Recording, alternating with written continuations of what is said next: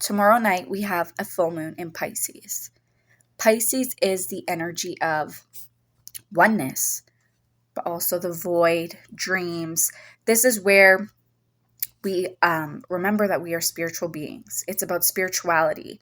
It's about the unconscious. Everything that defies logic, which is its opposing kind of energy, Virgo, defies logic and is definitely more emotional based.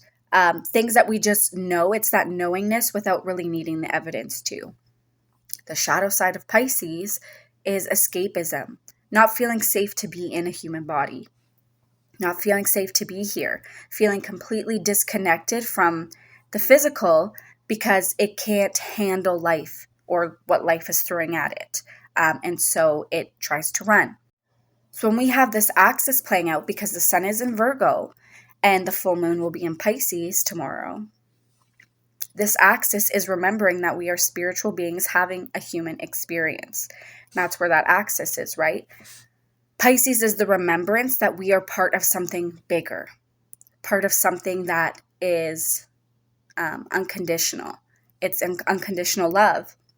It's the cosmic womb, right? Source, our connection to source. And Virgo is the body. It's our individuality. It brings that down to earth and reminds us that this experience also has so much yumminess that it can provide. So it's that axis of heaven on earth, right? And that's what's going to be playing out during this full moon. So tomorrow is a celebration and culmination of the things that we have built up, our spiritual practices, things that make us feel connected to others and the body and to source, that kind of pulls it all together, things that we've had in place that have worked to give us that feeling that everything is this big kind of constellation interweaved with each other. This full moon is also conjunct Saturn. It's in a 4-degree orb, so it can make it a little more intense, but it's also, Saturn is the teacher, Father Time, it's karma. So, this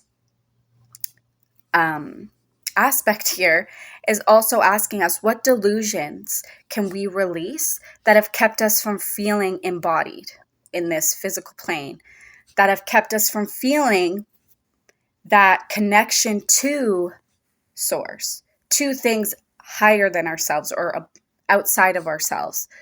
What has been kind of that thing that we've been running from over and over and over again because we feel that it's not safe to deal with it or feel it or experience it?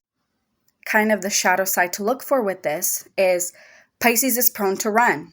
It's prone to want to escape. And sometimes, yes, through those addiction archetypes, through alcohol, drugs, things that are going to take it out of this reality. And with Saturn being so close, it's trying to create that kind of boundary there where it's like you need to pay attention and experience this. You need to face this. And that tug of war can be very overwhelming. This full moon is also happening in the middle of all these retrograde energies. Right now we have Mercury, Venus, Uranus, Neptune, Pluto, and Saturn in retrograde. So those planets are in retrograde. Chiron's also in retrograde. So we have these 7 bodies, these energies kind of slowing down. And with retrogrades, we're asked to kind of slow down and pivot and kind of come back into alignment. I wrote a substack about retrogrades that I'll link in the caption bottom, whatever.